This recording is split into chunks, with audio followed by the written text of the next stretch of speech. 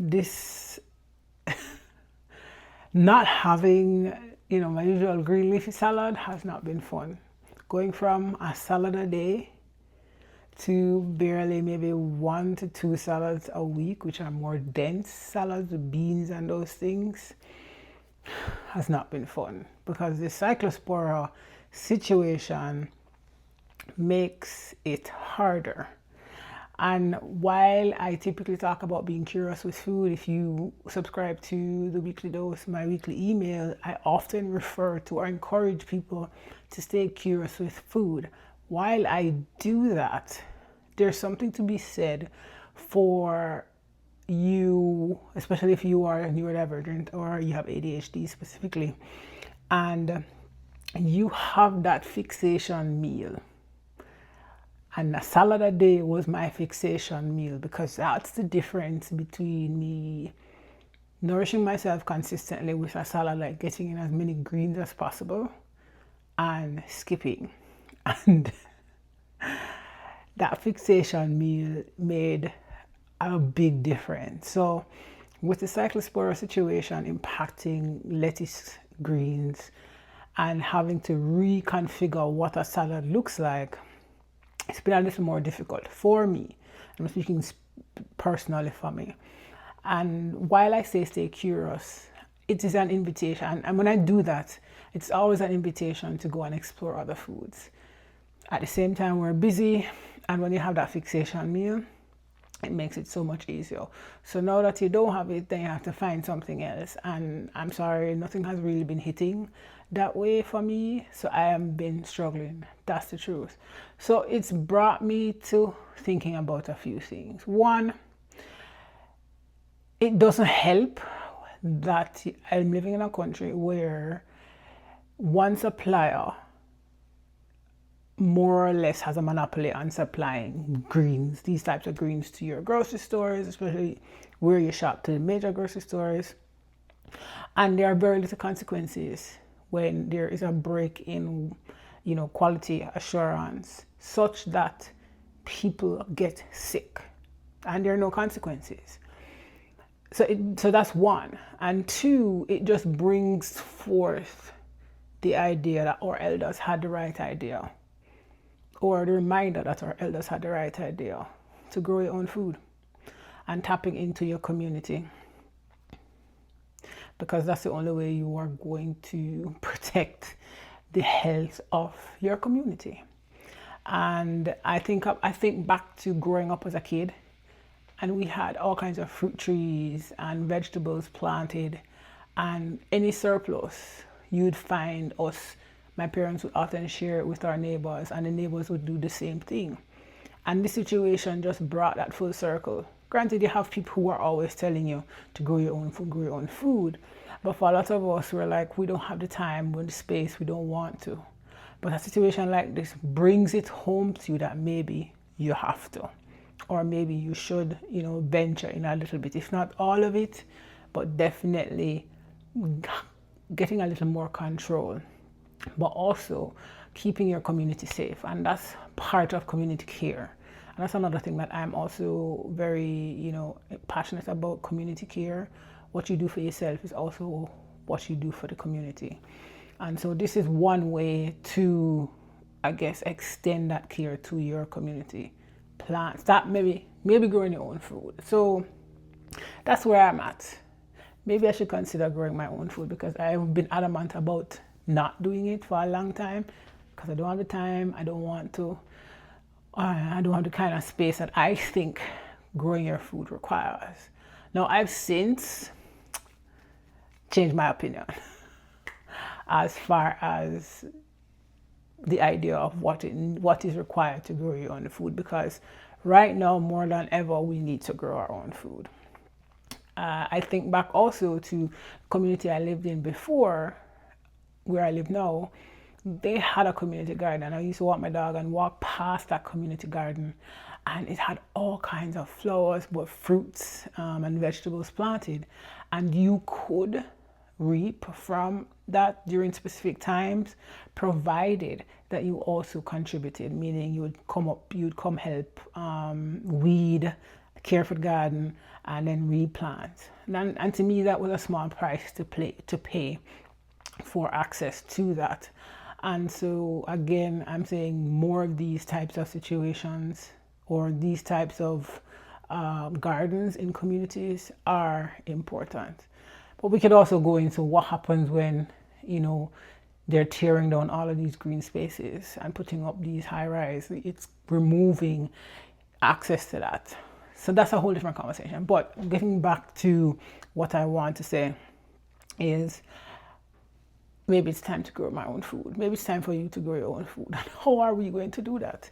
Now, I've always said I wanted a garden, particularly to plant, my vegetables and certain fruits.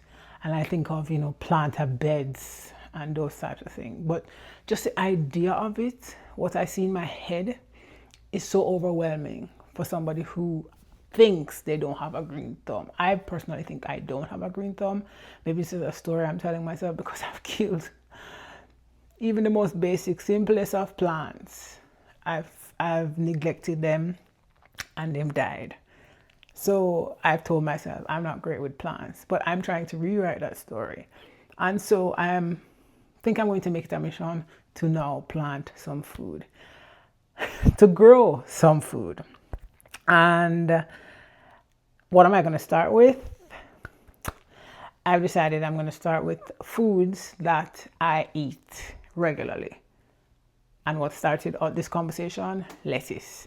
And that's something I eat year round. And to me, it makes sense. And if you're somebody who's also, cautious, but also wondering, what would happen if you started to plant your own food, or you want to grow your own food, but you're not sure how, because of all that it might involve, take a breath. I'm with you.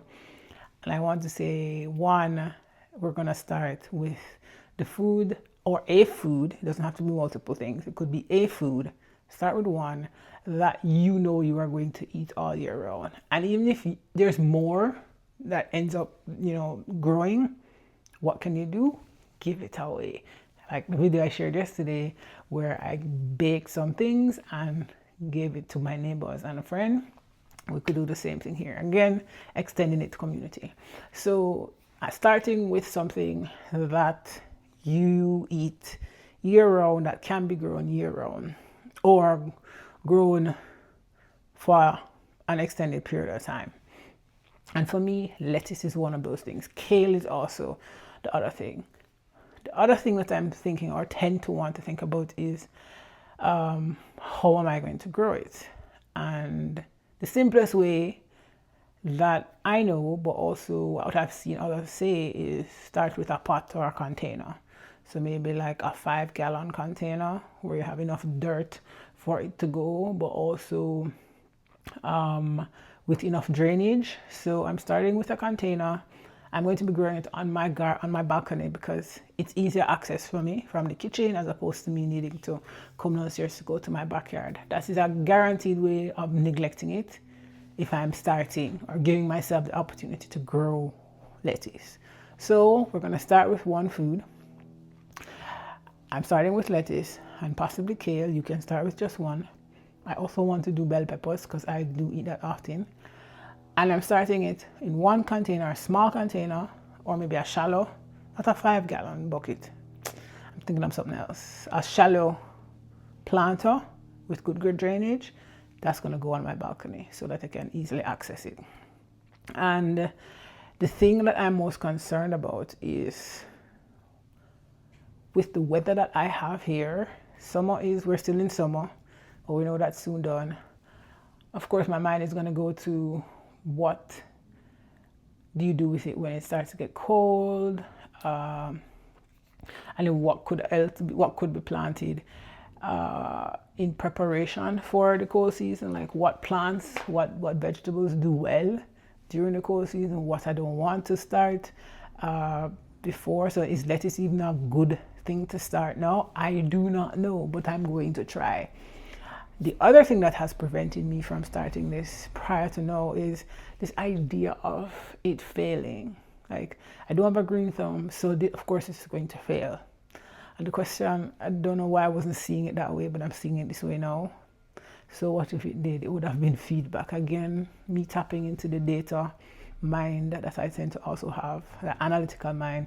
So what? It is feedback. If it failed, all you have end up with is some extra dirt and some information. And that's not a failure, that's just part of our process. Tell you, light bulb, mind shift, mind blown. So yes, starting with a container, one, and see where it goes. And I could go down quite the rabbit hole in terms of other things to consider. How often do you water it? What do you do if bugs get to it? And I have to remind myself, Shanique, one thing at a time. You will get there. You'll learn, as a matter of fact, as you do. And that's, again, part of that practice. Learn as you go. I'm a learn by doing kind of person, but I also question a lot of things. So I have to strike that balance. Shanique, yes, ask a question. Know that you won't always get the answer, but you're still going to try it anyway. So that's my plan. Simple. I'm going to start with lettuce and kale, and then I'm going to start with peppers. If not, I should start with peppers now, based on something somebody said to me, that if I wanted to start peppers, I need to start now. That's where the 5-gallon bucket comes in. And so I'm going to start with those 3 things. That's my rest of the year project. Start small on my balcony to see what happens, and then go from there. But who knows what will happen? Who knows if I will, suddenly develop that green thumb, or might just prove myself right. I don't know. I'm open to it. But this is my encouragement to you, that if you want to start growing your food, you have to start somewhere. You have to start small. And for all the people who've been, shouting from the rooftops long ago that grow your own food, everybody will get there when they get there. Meaning, nothing before it's time. And there are a lot of reasons why people aren't growing their own food. 1, it could be time consuming. 2, the yield isn't as quick. That's the other thing. Folks will make that recommendation, not realizing the yield time that it takes. And people need to eat in between that time or until that time. They're going to wait until. It's not like they plant today and it grow up tomorrow. That's not how it works. Is there a benefit to growing your own food? Absolutely. I'm sure it doesn't cost you anything or as much once you plant it, but it costs you in time and energy and effort to tend to it. There's always a trade-off. So on the one hand, grow your own food is great because it means you're being self-sufficient, and you could also lend a hand to the community or serve the community as well if you want to, say, sell what you grow, or you just want to give it away. And on the other hand, there is a cost to doing so, and not everybody can bear that cost, whether upfront or over time. So it's great in theory, love it, but also not everyone has the privilege of doing it, even with the benefits that do exist. Because some people might have disabilities, some people have multiple jobs and don't have the time to dedicate to it. Some people honestly just don't want to spend that time. Some people don't have the space to grow, even in a container, because of the weather, for example. Right, and some people just don't want to. So there are multiple reasons, but all of this to say, I am going to start with one thing to grow growing as a part of the process of growing my own food. What are you going to start with? Have you grown your own food? Are you growing your own food? Are you a container garden person, or do you have a full garden that you have your own farm? I'm not trying to build a farm. I'm simply trying to grow some lettuce right now. Who knows what it will teach me, but I hope to learn quite a bit. So this is my encouragement to you. I invite you, pick one thing. And even if you don't want to grow your food, maybe you could tend to a plant, because I know there are benefits to having plants in your home. Even if you think you don't have a green thumb. I don't think I have one, or that's a story I've been telling myself, but I'm trying to change it. And maybe it's the encouragement you need to change it as well. So do you grow your own food? Do you want to grow your own food? I'm going to take you along as I do that. The first thing I need to do, or I will be doing, is getting the container, the shallow container, and the seedlings. That's the other thing, the other question. Do I start from seedling or do I use a nursery? These are things I have to look up. And if you're somebody like me who don't like a lot of steps, especially to getting started, or else you won't start, what's the one thing? So for me, it's, do I start from seed or do I start from buying the little seedlings already growing from a nursery? And I think a nursery is a better bet than, say, buying it from a Home Depot or the grocery store. I've had experience with buying plants from the grocery store. Say like I bought basil and thyme, and they died despite me following the instructions, despite me doing all the things that people said I'm supposed to do. They died. So I'm thinking maybe I need to actually go to a nursery to get the, startling, or what, I don't know what they call them, starter. Let's say nursery starter. That's what you call it? Maybe that's what you call it. So that's another question. But also, that's what I'm thinking about. So that's where I'm going. And I could continue down all these different tangents on what to think about. But like what happens when they start to grow, or what happens if I grow too much. But again, I already said what I'm going to do. But that's part of the process. And I want to take you along. So are you going to come along with me? Please say yes. And even if you don't, that's fine. But today I just wanted to share with you, what does growing your own food look like? Let me know in the comments what you've done, what advice you have, where you would start or where you are going to start.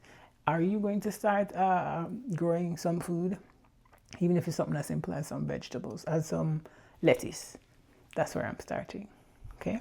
So thanks for watching, and I will see you on the next episode. Is this an episode? It's not. But thank you for watching, and I will see you next time.